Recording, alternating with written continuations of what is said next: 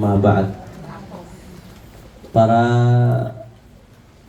ustazah, para hajah, para orang-orang tua, wabil khusus guru kita sahibatul majlis Faqihatuddin al-muhtaramah wal mukarramah Ustazah Hajah Mumanah Hulwani beserta kedua putra beliau, juga yang alhamdulillah pagi hari ini menemani saya Al-Ustaz Gus Muhammad Fuad Abdul Wafi. Kenal nggak Bu beliau Bu? Beliau ini yang bikin Imaduddin kabur dari Banten. Ini beliau juga ahli kristologi. Beliau banyak menjadi wasilah orang-orang masuk hidayah untuk masuk Islam. Alhamdulillah, karena argumennya, karena hujahnya. Mudah-mudahan itu doain guru-guru kita, Allah panjangkan umurnya, Allah sehatkan badannya, Allah jaga zahir batinnya, Allah menangkan perjuangannya. Amin ya Rabbal. Dan salam penghormatan yang paling istimewa saya hadiahkan kepada hadirat muslimat yang hadir di tempat ini. Kita semua angkat tangan minta sama Allah, mudah-mudahan tidaklah kita keluar dari tempat ini kecuali semua dosa kita diampuni oleh Allah. Yang sakit Allah angkat penyakitnya, Allah sehatkan badannya. Semua yang hadir dilapangkan rezekinya, diberkahi kehidupannya. Amin ya Rabbal alamin. Habail kiram, alhamdulillah tadi kita udah dengar nasihat dari Ustadz Zaitun Rasmin. Mudah-mudahan apa yang beliau sampaikan bermanfaat buat kita dari dunia sampai di akhirat. Amin ya Rabbal alamin. Ustazah Umana sampingan Mbak Ismail Hani ya. Masya Allah. Nah, ya, saya tadi bilang sama Gus Wafi, Gus jangan kaget Gus. Ini pengajian saya yang ini nih, murid-murid saya ibu-ibu radikal. Antum jangan kaget nanti kalau ketemu. Tapi radikal dalam cinta kepada Allah dan Rasulnya. Amin ya Rabbal alamin. Ya insyaallah. Saya dikit saja, saya nggak panjang lebar karena saya setiap bulan di sini ada Gus Wafi, kita pengen dengerin ilmu beliau. Habis ini ya melanjutkan sedikit pembacaan kitab Al-Manhajus Shawi. Kalau bicara soal Palestina tadi Ustaz Zaitun Rasmin ya sudah bicara soal Palestina. Qal al-matlabun al-awlawiyatu fi ta'lim lil ahli wal auladi wa nahwihim. An Ali radhiyallahu anhu fi qawlihi ta'ala qu anfusakum wa ahlikum nara. Qala 'allimu anfusakum wa ahlikumul khair ay ma yanjuna bihi minan nar. Wa an Ibnu Abbas radhiyallahu anhuma qala faqihuhum wa 'allimuhum wa addibuhum. Wa qala Muqatil haqqul muslim an yu'addiba nafsahu wa ahlahu wa 'abidahu fayu'allimuhumul khaira wa yanhahum 'anil syarr. Qultu wa fi dhalika dalilun ala ta'abbudi wujubi ta'lim al-ahli wal aulad wa nahwihim fa huwa ahammu wa aqdamu min ta'limi ghairihim fa inna kulla ra'in mas'ulun an ra'iyatihi. La ilaha illallah. Di sini beliau musannif membahas tentang betapa pentingnya ngajarin keluarga, ngajarin anak, ngajarin istri, ngajarin orang-orang di sekitar kita supaya tahu apa saja yang diperintahkan Allah dan apa yang dilarang oleh Allah Subhanahu wa ta'ala. Kita kadang-kadang, mohon maaf Bapak Ibu sekalian, ya kadang-kadang khususnya nih suami dan begitu pula istri yang di sini ikut andil dalam mendidik anak-anak. Kita kalau anak kita sakit khawatir apa kagak? Khawatir. Anak kita kelaparan, kita khawatir apa kagak? Tapi banyak di antara kita yang nggak khawatir kalau anaknya masuk neraka. Banyak yang nggak khawatir. Buktinya apa? Mungkin mulutnya ngomong khawatir, tapi perbuatannya nggak menunjukkan kekhawatiran. Anak nggak kerja, khawatir apa kagak? Khawatir. Kagak punya ijazah, khawatir apa kagak? Khawatir. Tapi kadang-kadang anaknya masuk neraka nggak khawatir. Buktinya apa? Anaknya nggak diajarin agama. Anaknya nggak betul-betul diperhatiin ilmu agamanya. Kalau nggak tahu mana yang halal, nggak tahu mana yang haram, nggak tahu mana yang benar, mana yang salah, apalagi di zaman fitnah, bagaimana dia mau selamat di dunia dan akhirat? Makanya di sini Sayyidina Ali bin Abi Thalib karramallahu wajhah ketika menafsirkan firman Allah Ta'ala, qu anfusakum wa ahlikum nara, jagalah diri kalian dan keluarga kalian dari api neraka. Bagaimana cara ngejaganya? Allimu anfusakum wa ahlikumul khair, ajarkan diri kalian dan anak-anak kalian al khair, kebaikan, yaitu ilmu yang bermanfaat. Aima yanjuna bihi minan nar, yang mana dengan ilmu itu mereka bisa selamat dari neraka. Sebab kalau nggak ada ilmu, bagaimana dia tahu mana yang halal, mana yang haram, mana yang hak, mana yang batil? Mana dia tahu mana yang boleh, mana yang kagak? Kalau udah nggak tahu mana yang boleh, mana yang kagak, mana halal, mana yang haram, bagaimana dia mau ninggalin yang haram? Bagaimana dia mau menjalankan yang diperintahkan oleh Allah? Sedangkan dia sendiri kagak tahu mana yang halal, mana yang haram, mana yang dilarang, mana yang diperintahkan. Jadi Bapak Ibu sekalian, ketika anak-anak ibu, ya, ibu ajak ngaji, ibu perintahkan untuk ngaji, diperintahkan bagaimana perhatiannya sama majelis, di sekolah agama yang betul-betul diajarin ilmu agama di dalamnya, itu sama saja kita sedang mencegah anak kita dari api neraka. Jelas apa kagak? Saya nggak mengatakan, jangan pendidikan umum, nggak bagus. Yang mau jadi dokter bagus, yang mau jadi insinyur bagus, yang mau jadi ekonom bagus, mau jadi politikus juga boleh asalkan benar. Ya, tapi masalahnya mereka mesti punya bekal dulu. Apapun profesinya, dia tetap hamba Allah. Apapun profesinya, dia tetap ada tuntutan untuk menjalankan perintah Allah Subhanahu wa Ta'ala. Jadi ilmu agama ini bukan khusus buat ustadz, Bapak Ibu sekalian. Makanya saya selalu ngomong yang namanya pesantren. Ya kalau bicara ilmu agama sekarang yang paling intens ya di pesantren ya. Paling intensif. Mudah-mudahan pesantren Baitul Izzah Amanah makin diberkahi oleh Allah Ta'ala, makin manfaat, makin luas siarnya, makin besar, bisa girangin hatinya Nabi. Amin ya Rabbal. Yang bicara pendidikan agama yang paling intens ya pesantren. Pesantren itu sekarang bukan cuma pesantren salafi, banyak juga pesantren modern. Pesantren modern yang ilmu umum juga diajarin sebagaimana ilmu agama. Nah, pesantren ini nggak identik untuk orang jadi ulama. Pesantren ini nggak identik untuk orang harus jadi ustadz. Pesantren nggak identik untuk orang harus jadi penceramah. Pesantren itu tempat belajar agama. Jadi jangan ibu-ibu, saya pengen anak saya ini jadi dokter, jadi pengusaha, jadi ini terus nggak mau masukin pesantren. Salah pemikiran begitu. Pesantren yang pelajaran umumnya bagus juga banyak, tapi sholat jamaahnya dididik, zikirnya dididik, fikihnya diajarin, yang halal haram bagaimana, akidah yang benarnya diajarin, mana yang wajib kita tahu, mana yang mustahil, mana yang jaiz diajarin.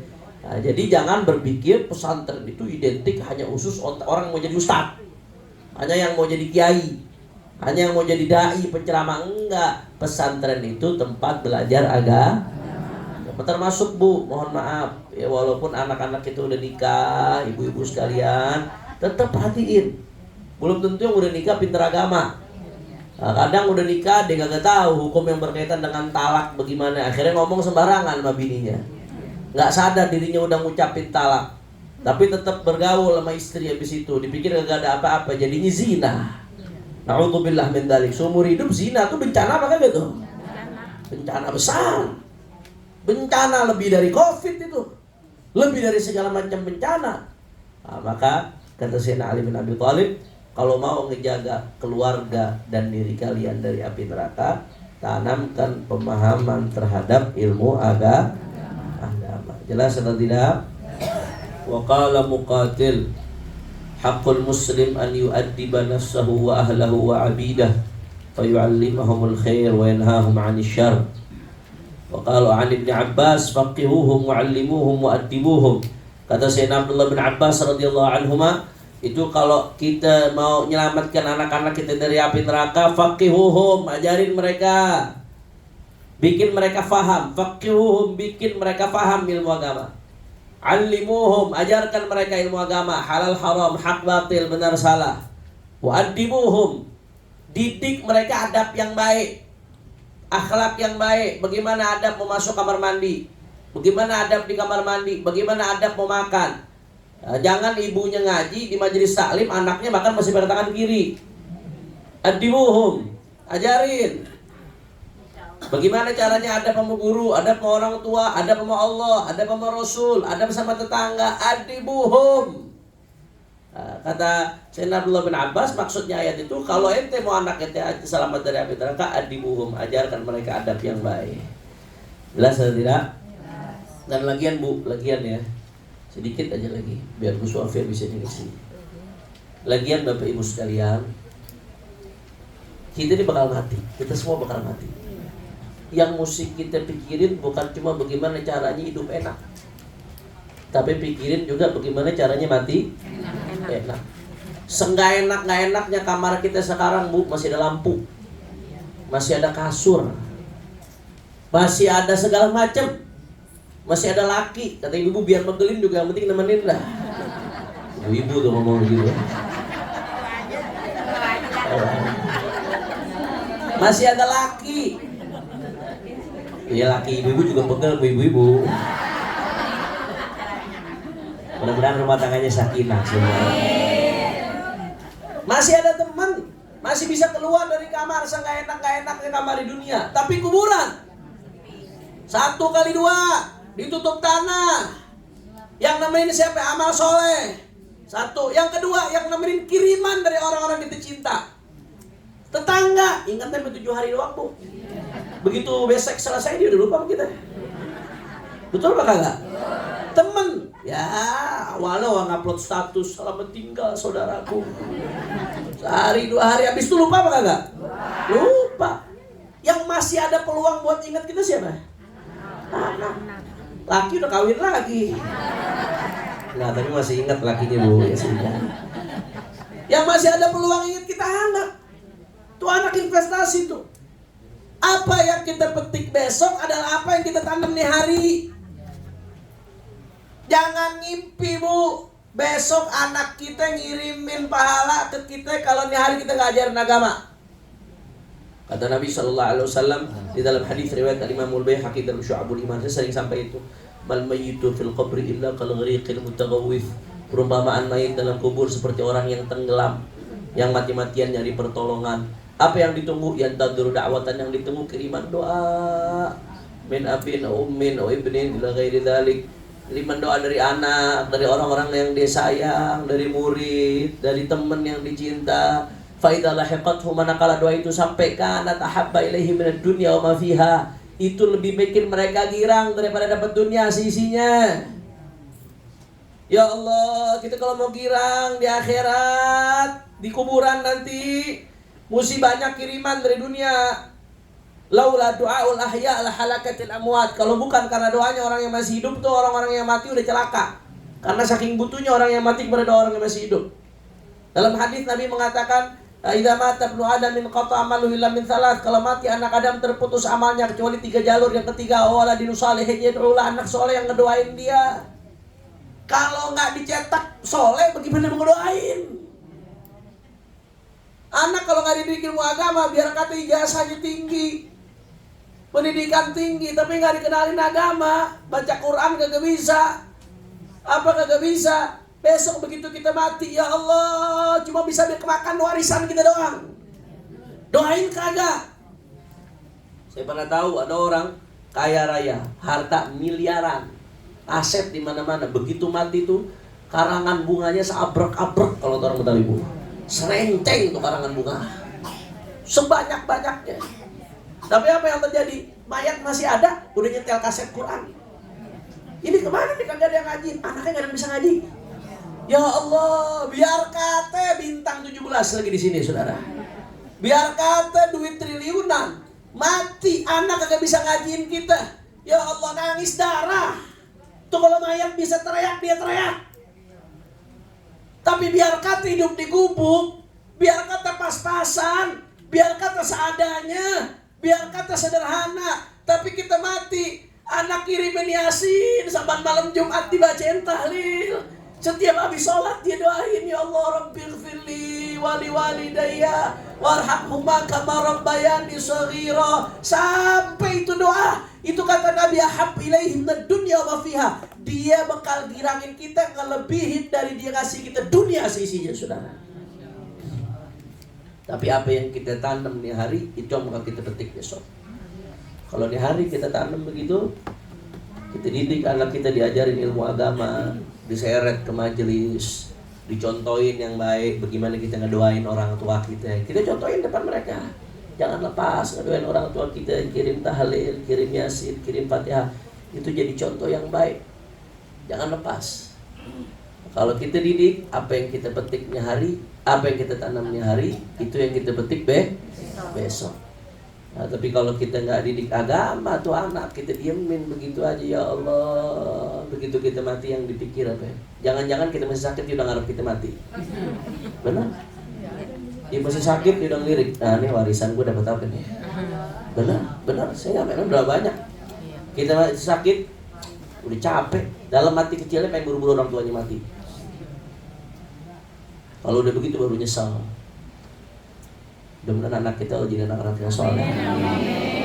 Mudah-mudahan Allah kasih kita anak-anak yang nanti nerangin kuburan kita, yang bikin kita senang dalam kubur, yang bikin kita bahagia di dalam kubur, yang terus ngirimin amal-amal soleh sama kita dalam kubur kita.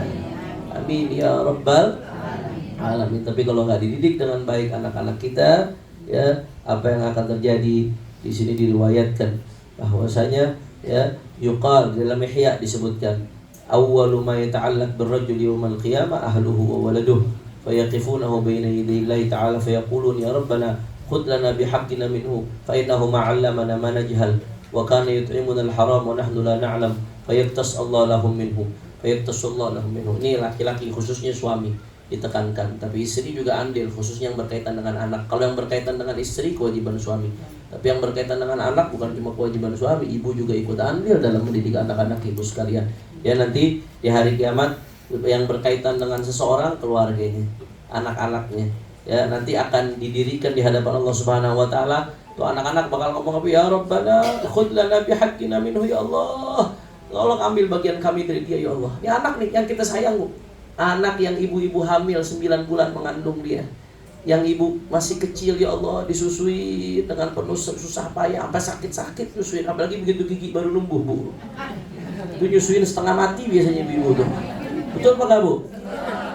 Pengalaman lebih, anakku udah 3 kan. Itu luar biasa perjuangan, nggak main, nyebokin, bangun malam-malam, apalagi kalau anak sakit.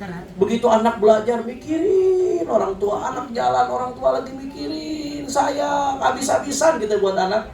Begitu pula bapak yang suami, habis-habisan buat anak nih, pagi, siang, malam kerja, nafkain buat anak. Tapi kalau nggak diajarin agama dengan baik, nanti di akhirat tuh anak didiriin di hadapan Allah Subhanahu wa taala, tuh anak bakal bilang apa? Ya Allah ya Rabb, ya Allah ya Rabb, tolong ambil ya Allah. Ambil bagian kami dari dia, ya Allah. Kami nuntut dia, ya Allah. Fa innahu ma'allamana ma najhal. Itu orang tua kami enggak ngajarkan kami apa yang kami enggak tahu, ya Allah. Kami enggak diajarkan ilmu agama, ya Allah. Wa kana yut'imuna al-haram wa nahnu la na'lam. Dia ngasih makan kami yang haram, ya Allah. Akhirnya gara-gara makan haram kagak sholat, kagak ibadah, kagak menjalankan kewajiban, gara-gara makan haram sembarangan, amalnya sehari-hari berantakan. Dituntut anak yang kita sayang, yang kita arep-arepin, yang kita andel-andelin, bukan belain kita, malah nuntut di hadapan Allah Subhanahu wa taala. Na'udzubillah min. Makanya ibu-ibu sekalian, ya secapek apapun, sesulit apapun kita, ya serumit apapun masalah kehidupan yang kita jalanin, tolong pendidikan agama buat anak diperhatiin.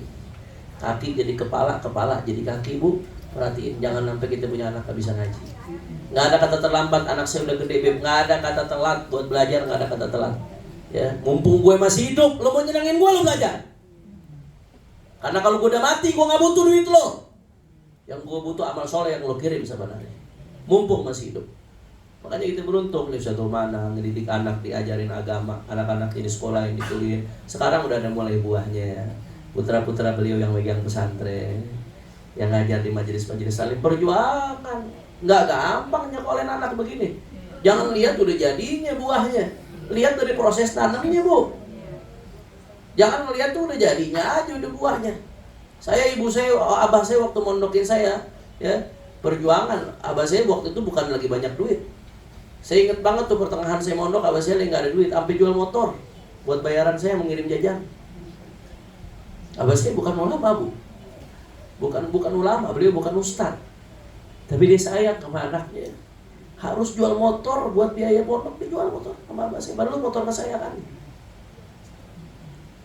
Saya sekarang setiap ceramah, setiap apa ngirim Fatihah buat abah saya. Itu buah yang beliau tanam. Mudah-mudahan Allah kasih kita anak-anak yang soleh.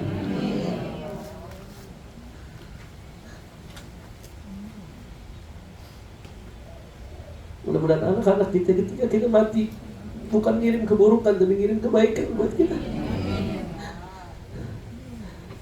Mudah-mudahan ketika kita mati kita terus dapat kiriman kebaikan dari anak-anak kita. Al-Hadi Al-Fatihah.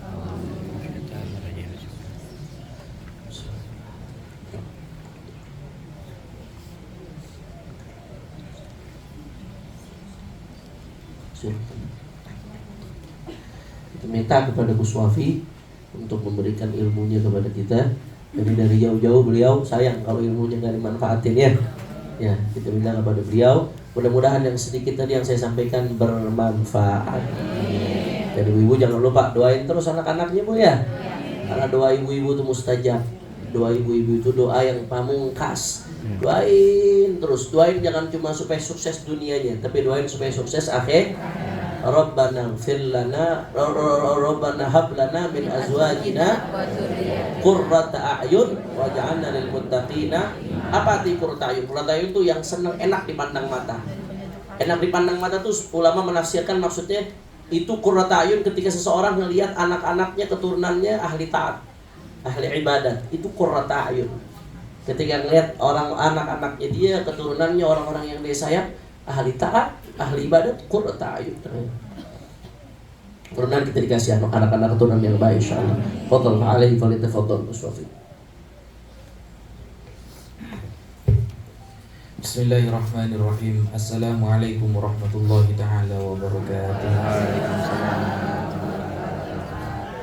Alhamdulillah wassalatu wassalamu ala Rasulillah Sayyidina Muhammad ibn Abdillah wa ala alihi wa sahbihi wa man walah, amma ba'd. Saya hormati seluruh ibu-ibu, para ustadz yang hadir pada majelis yang insyaallah penuh dengan barokah ini. Wabil khusus kepada Raisul Majelis Ustadzah Umalah yang sangat saya hormati. Ini Al-Fakir sebenarnya tidak ada yang pantas untuk disampaikan karena Habib Hanif sudah menyampaikan secara lengkap. Dan dulu waktu Al-Fakir mondok di pesantren Sidogiri, waktu itu Habib Hanif juga masih mondok. Dan ada satu yang dulu terkenal di Sidogiri tentang Habib Hanif. Beliau kalau sudah lomba sulit dikalahkan. Kita itu khawatir kalau dalwa itu yang diutus adalah Habib Hanif. Nah, ketika Habib Hanif sudah gak ikut lomba, akhirnya kita senang gitu. Karena kita selalu mendoakan beliau gagal ikut lomba. Karena kalau beliau sudah ikut pasti juara satu itu. Susah ngalahin beliau. Masya Allah. Jadi sebenarnya dulu saya gak suka sama jenengan Bib. Karena kalau lomba gak bisa dikalahin Bib. Masya Allah. Gimana Bib? Lomba khitobah, juara satu beliau. Saya sampai mendoakan semoga sakit gitu. Gak ikut lomba gitu. Kan fastabiqul khairat gak apa-apa Bu. Berlomba-lomba dalam kebaikan. Begitu. Masya Allah. Jadi sebenarnya sudah dari dulu mengenal nama Habib Hanif, tapi baru kemarin ketika nasab para habaib sudah mulai dipertanyakan, sudah mulai diragukan, bahkan sampai taraf dibatalkan, alhamdulillah Allah takdirkan saya pribadi bertemu dengan beliau. Jadi apa yang beliau sampaikan barusan sangat benar ibu-ibu, dan khususnya kepada ibu-ibu kompleks yang ada di perempatan biasanya. Nah itu sekali tarik nafas 2 RT kan gibah semua. Nah ini bahaya memang Bu ya. Itu bahaya karena madrasatul aulad itu adalah seorang ibu. Biasanya anak itu lebih condong kepada ibunya. 2017 waktu Al-Fakir duduk di kelas 3 aliyah di Pondok Pesantren Sidogiri, Ibu Al-Fakir wafat waktu itu. Saya ingat dulu ibu itu sering berpuasa, baca Quran, berpuasa, dan tidak banyak bicara. Saya perhatikan ibu saya setiap hari. Jadi kalau saya lihat tidak ada orang-orang yang sukses sekarang kecuali memang dari perjuangan orang tuanya. Kalau orang tuanya biasa-biasa saja, sulit ingin memiliki anak yang soleh, sulit sekali. Kalau kita baca sejarah para ulama, contohnya Imam Al-Zahabi. Imam Al-Zahabi itu dulu mondok gara-gara ibunya wafat, lalu beliau gak punya biaya meneruskan pesantren, akhirnya pulang membantu ayahnya bekerja, Imam Al-Zahabi. Nah, akhirnya beliau belajar kepada ulama-ulama di sekitar, terus berjuang. Dan ayahnya ahli puasa. Akhirnya tumbuhlah anak yang bernama Imam Syamsuddin Al-Zahabi, yang karyanya dibaca ulama sedunia sekarang. Sangat sangat besar perjuangan orang tua itu. Jadi jangan pernah berharap ingin punya anak. Ini dalam konteks agama Bu ya, bukan dunia. Kalau cuma dunia, ingin punya anak yang presiden lah, apalah, itu tidak perlu puasa bisa. Yang penting sekolah tinggi. Ini untuk agama. Jadi level orang-orang yang terkenal di langit gitu loh. Bukan level orang-orang yang terkenal di dunia, yang di langit. Itu memang perjuangannya berat. Kenapa? Karena hadiah dari Allah berat, Bu. Hadiah dari Allah itu berat. Sehingga ada makalah man taraka waladahu jahilan kana kullu dzambin amilahu alaihi. Barang siapa yang membiarkan anaknya bodoh dalam agama, maka semua dosa anaknya juga akan ditimpakan kepada orang tuanya. Itu. Jadi suatu saat kalau orang tuanya ini di alam kubur mendapatkan dosa mencuri, naudzubillah, berzina, naudzubillah, merampok, ternyata yang melakukan anaknya dia juga kedapatan tuh dosanya. Kenapa? Karena waktu kecil tidak difasilitasi untuk belajar agama. Nanti anaknya ini mengajarkan ilmu cara mencuri kepada murid-muridnya, itu terus dapat itu. Lancar transferan nanti itu. Nah, itu yang ditakutkan kan seperti itu. Sehingga memfasilitasi anak untuk belajar agama itu sangat penting. Dan sekarang seolah-olah belajar agama itu mulai dianaktirikan. Ujung tombak, terutama ibu-ibu ya, kalau mau ngambil mantu biasanya ya dipandang dulu itu apa Bu? Bukan agama, ijazah rata-rata Bu. Lulusan apa? S1, S2, S-Krim dan lain sebagainya Bu. Ya. Kerjanya apa? Nah nanti pertanyaan kedua, gimana agamanya, seiman enggak? Gitu biasanya Bu. Biasanya. Makanya Al-Fakir kan di Jawa Timur Bu ya. Di Jawa Timur sulit, di Probolinggo, mencari orang yang enggak pakai hijab sulit Bu. Giliran Al-Fakir main ke Jakarta, kayak kiamat itu besok kayaknya Bu. Ini karena di majelis saya kelihatan semuanya pakai hijab. Saya keliling-keliling di Jakarta nyari anak yang pakai hijab itu bisa dihitung loh Bu. Banyak Bu. Oh iya, kalau di majelis banyak. Ya. Giliran pakai hijab Bu, hijabnya itu beda dengan ajaran agama gitu. Ada pakai hijab tapi pakai kaos. Wah, ini Islam sejati kata saya. Nah, itu kan nilai-nilai agama sudah mulai berkurang, sehingga ketika ada wanita pakai cadar dipanggil ninja kan Bu ya. Berarti yang nggak pakai kerudung Tarsan gitu. Ya, istilah-istilah seperti itu kemudian berkembang dan masuk biasanya pelajaran itu di berbagai sekolah sehingga anak yang tidak difasilitasi agama di rumah akan mudah terpengaruh Bu, kepada kajian-kajian barat itu. Makanya sahabat Abdullah bin Mas'ud itu selalu berpesan kepada murid-muridnya bahwa sayati 'alan nasi zamanun tumatu fihi shalah. Akan ada datang suatu zaman nanti di mana orang-orang sudah gak sholat. Sekarang saja kita mendengarkan azan, sholatnya hampir asar. Ya, maghrib gak cepat sholat Bu, tapi sholatnya hampir isya. Ya. Bahkan lebih ekstrim lagi, ada orang mengatakan cukup ingat Allah, gak usah sholat. Ada. Sayati 'alan nasi zamanun tumatu fihi sholat. Nanti akan datang suatu zaman orang sudah mulai meninggalkan sholat Bu. Anak-anak kita saja untuk nyuruh sholat sampai umur belasan tahun sangat sulit kan? Sangat sulit. Ayo sholat harus digerebek terus. Kayaknya sholat itu sudah menjadi tanggungan, bukan menjadi kewajiban. Kayak orang lagi punya hutang, bayar jatuh temponya besok gitu loh. Nah ini kan sudah mulai beneran apa yang disampaikan sahabat Abdullah bin Mas'ud ini, bahwa sholat sudah mulai ditinggalkan. Wa yushrafu fihil bunyan. Akan datang nanti suatu zaman di mana bangunan akan dibangun tinggi-tinggi. Sekarang terjadi nggak Bu? Perhotelan, mall, gedung, rumah sakit, semuanya. Wa yushrafu fihil bunyan. Kemudian wa yakthurut tala'un wal halaf. Akan banyak orang yang saling mencaci maki dan orang yang dikit-dikit bersumpah. Saya pernah ke pasar Bu, nanya jeruk harganya berapa, sumpahnya 3 kali Bu. Berapa jeruk? Wah wallahi tallahi billahi ini manis. Saya nyari yang kecut Pak. Oh nggak ada kalau yang kecut katanya. Nah, jadi bayangkan, sumpah itu sudah seperti bumbu sekarang.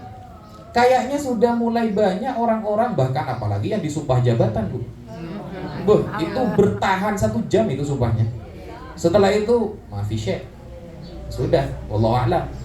Akan banyak nanti orang yang mudah bersumpah dan saling melaknat. Wa takthurur risya waz zina. Dan akan banyak orang yang berzina dan akan banyak orang yang ngambil uang suap. Terjadi gak ini sekarang? Perzinahan Bu. Saya sudah hampir 2 tahun ketika sudah sering ke Jawa Barat, mau di hotel bintang 3, 4, 5, 6 sampai 200 Bu, melihat wanita-wanita yang membuka aurat, apa itu, wanita panggilan ya. Itu banyak sekali di perhotelan Bu. Ketepatan saya kalau ke Jakarta mesti sendirian di hotel. Jadi iman kuat, imron gak kuat Bu. Begitu. Sehingga kan gimana kok bisa? Ya. Padahal di sini ulama banyak. Kenapa? Karena banyak orang tua yang kurang memfasilitasi anak kepada belajar agama. Begitu. Nah, fa idza ra'aitum dzalika, kalau kalian sudah sampai di zaman itu, kata sahabat Abdullah bin Mas'ud. Kalau kalian sudah sampai di zaman di mana orang sudah malas sholat, bangunan sudah dibangun tinggi-tinggi, banyak orang yang mudah bersumpah dan saling melaknat, dan juga banyak terjadi zina dan riswah, uang suap. Kalau kalian sampai di zaman itu, fannajatu kata beliau, selamatkan diri kalian, selamatkan diri kalian. Lalu murid-murid sahabat Abdullah bin Mas'ud bertanya, wa kaifa an-najat? Bagaimana cara kita menyelamatkan diri waktu itu, wahai sahabat Abdullah bin Mas'ud? 2 caranya. 1, kun hilsan min ahlasi baitik. Gak usah keluar rumah kalau gak penting. Itu satu-satunya cara. Kalau kita ingin terjaga dari fitnah di akhir zaman itu, jangan keluar rumah kalau gak penting. Kalau bukan karena silaturahim, gak usah keluar rumah. Kalau bukan karena bekerja, gak usah keluar rumah. Kalau bukan karena untuk beli beras, minyak, gak usah keluar rumah. Kalau bukan cuma kepentingan yang masih bisa ditolerir, gak usah keluar rumah, kata beliau. Itu yang pertama, satu-satunya cara. Yang kedua apa? Wa kuffa yadaka wa lisanak. Jaga lisan dan tangan kalian. Karena semua dosa melalui lisan. Lisan ini gara-gara lisan Bu, tetangga bertengkar. Gara-gara lisan orang sakit hati. Makanya di hari kiamat al-yauma nakhtimu ala afwahihim Bu. Yang dikunci lisannya. Yang lain dikasih izin berbicara, tangan boleh berbicara, kaki boleh jadi saksi. Andaikan lisan yang diberikan izin oleh Allah, maka akan berkelip, bersumpah dan lain sebagainya. Lisan ini. Jadi salamatul insan fi hifdzil lisan. Selamatnya manusia itu dengan menjaga lisannya. Sehingga ada sebuah riwayat bahwa nanti di surga itu salah satu orang yang dilarang masuk surga adalah an-namam. Orang-orang yang suka mengadu domba Bu. Di depan kayak iya, di belakang ternyata enggak. Di depan baik, ternyata di belakang gibahin. Nah, itu menyampaikan kemudian keburukan orang ini kepada keburukan orang lain. Saling bertengkar gara-gara satu orang ini. Itu namanya suka adu domba. Orang-orang seperti itu diharamkan oleh Allah masuk surga. Na'udzubillahi min dzalik. Nah, jadi pesan dari sahabat Abdullah bin Mas'ud ada dua. Kalau kalian sudah sampai di zaman itu, satu, tidak usah keluar rumah kalau tidak penting. Dua, jaga lisan dan tangan kita dari apa-apa yang dapat merusak amal ibadah dan amal baik kita. Mungkin itu sedikit yang bisa Al-Fakir sampaikan. Semoga ada manfaatnya. Kalau ada kebenaran itu datang dari Allah. Kalau ada kesalahan itu dari saya pribadi. Wal afu minkum. Wassalamualaikum warahmatullahi taala wabarakatuh. Mumpung ada Gus Wafi mau nanya. Ibu-ibu kalau ada yang mau nanya silahkan. Kalau mau ada pertanyaan, ibu-ibu sekalian silahkan. Mumpung ada Gus Wafi. Kalau Anda bisa setiap sebulan sekali. Pokok. Gus, izin Gus. Ketika orang tidak mempercayai dengan ba'alawinya, terus kalau nih dia tetap masih baca Ratibul Haddad, tuh diterima nggak bacaannya? Sama seperti ada ulama besar kita, dia tidak percaya kalau Fatihah itu sampai kepada dia, kecuali anak kandungnya. Apabila kan waktu di dunia dia gak percaya, terus ketika dia dikubur, orang ngirimin Fatihah sama dia, nyampe nggak tuh Gus? Bismillahirrahmanirrahim. Tidak percaya bahwa habaib itu keturunan Nabi, tapi baca Ratibul Haddad. Ya. Ini minta jawaban lemes apa yang kasar Bu? Oh iya kan ini jamaah radikal gitu. Ya, jadi begini Bu, ya kita logika saja. Contohnya, saya punya sebuah karya yang dibaca oleh orang yang benci kepada anak saya. Gimana kira-kira Bu? Saya mempunyai sebuah buku karya yang diamalkan oleh orang yang benci kepada anak saya. Kalau logika kita sebagai manusia biasa Bu ya pasti marahlah si pengarang Ratibul Haddad, pasti. Tetapi apakah itu diterima? Selagi niatnya benar-benar karena Allah, ya diterima Bu. Ya. Jadi nasab perihal lain, membaca Ratibul Haddad perihal lain. Nah, nasab ini bisa menyebabkan orang kafir loh kalau nggak percaya. Contoh beginilah, Sayyidah Fatimah itu putri siapa? Rasulullah. Lalu kita nggak percaya gitu. Itu melanggar ijma. Salah satu yang membuat kita kafir itu adalah melanggar kesepakatan para ulama. Makanya saya selalu menarasikan, buktikan satu saja ulama Ahlus Sunnah yang membatalkan nasab para habaib. Tidak ada itu. Saya tunggu sampai Dajjal keluar 2 kali itu. Tidak ada itu. Makanya di dalam ilmu nasab itu ada 4 istilah. Ada sahihun nasab, ada mardudun nasab, ada masyhurun nasab, ada makbulun nasab.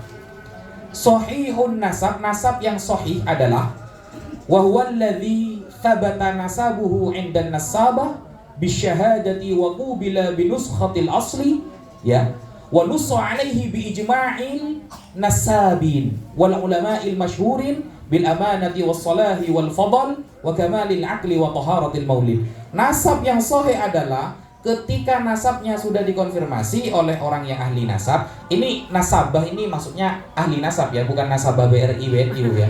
Lain ya.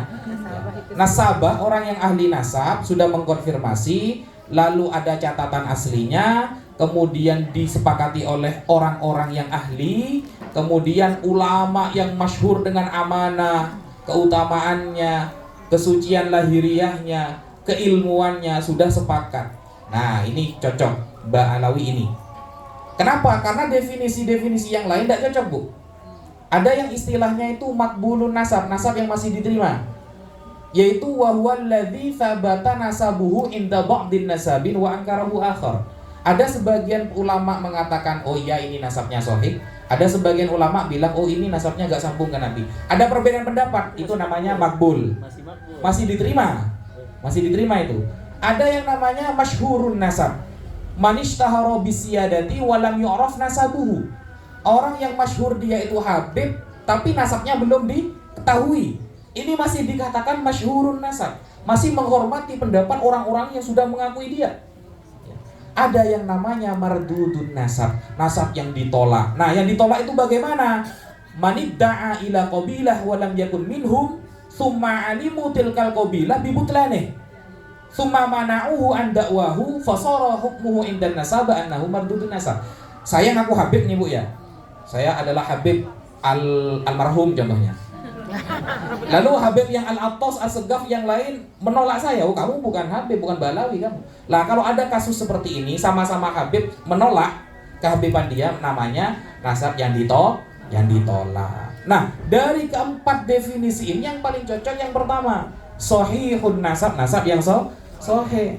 Sehingga kata para ulama, barang siapa yang mencaci nasab orang lain dengan tanpa ilmu, ini perkataan Imam Ibnu Hajar dalam Fathul Bari Syarah Sahih Bukhari, bi ghairil ilmi. Bahkan Imam Munawi mengatakan binahwil qadah fi nasabi man thabata fi ghairi syar'i, kepada nasab orang yang sudah ditetapkan, maka itu bisa menyebabkan orang itu kafir. Nauzubillahi min dzalik. Itu Bu ya penjelasannya. Azan.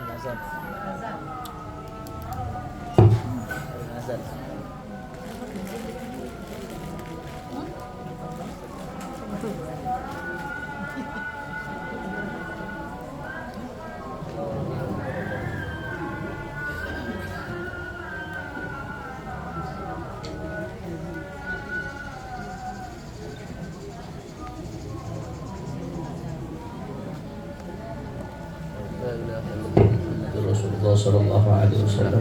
Allahumma rabb hadhihi da'wati tammah was salatil qa'imah ati sayyidina Muhammadan al-wasilata wal fadila wal syaraf wal darajat al-'aliyata ar-rafi'ah wab'athhu maqaman mahmudan alladhi wa'adta innaka la tukhliful mi'ad. Rabbi ighfir li wa liwalidayya, Rabbi ighfir li wa liwalidayya, Rabbi ighfir li wa liwalidayya warhamhum kama rabbuna shighara. Sallallahu alaihi wasallam Muhammadin nabiyil ummi wa alihi wasallam walhamdulillahi rabbil alamin. Jazakumullah khair. Terima kasih banyak buat guru kita Ustadz Wafi. Mudah-mudahan Allah kasih beliau panjang umur, sehat walafiat dalam ketaatan kepada Allah. Dia menangkan perjuangannya, dijaga zahir batinnya. Amin ya rabbal alamin. Maka terakhir sama-sama kita bacain Fatihah, khususnya buat orang-orang tua kita yang meninggal dunia, yang udah meninggal dunia, khususan Walid Abdurrahman Mal-Atta Syarifatul Tifadul Walidina walidikum wa amwatina wa amwatikum wa amwatil muslimina jami'. Allah yataghashahum birrahmah wal maghfirah wa yadkhiluhumul jannata birahmatih. Dan orang-orang tua kita yang masih hidup, Allah kasih panjang umur, sehat walafiat, dibahagiakan hatinya. Mudah-mudahan kita jadi anak-anak yang berbakti. Al-hadini al-Fatihah.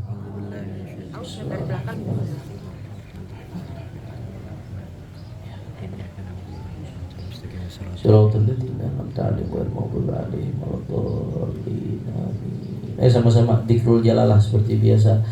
Qala sallallahu alaihi wasallam afdalu ma qultu ana wan nabiyyun min qabli la ilaha illallah Muhammadur Rasulullah la ilaha illallah Muhammadur Rasulullah.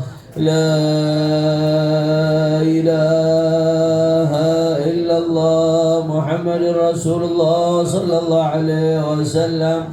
La ilaha illallah, la ilaha illallah, la ilaha illallah, la ilaha illallah, la ilaha illallah. Allah, Allah,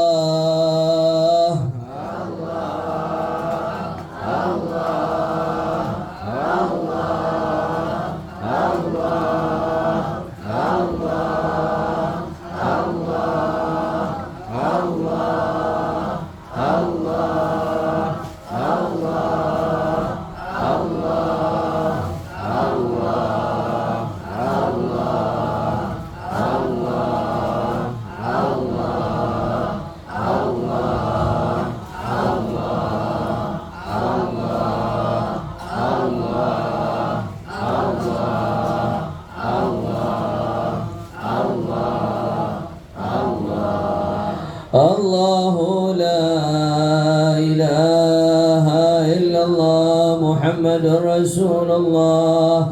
La ilaha illallah Muhammadur Rasulullah. La ilaha illallah Muhammadur Rasulullah sallallahu alaihi wasallam. Kalimatu haqqin 'alaiha nahya wa 'alaiha namut wa biha nab'ath insyaallah ta'ala minal aminin. Birahmatika ya arhamar rahimin walhamdulillahi rabbil. Ini saja yang saya sampaikan.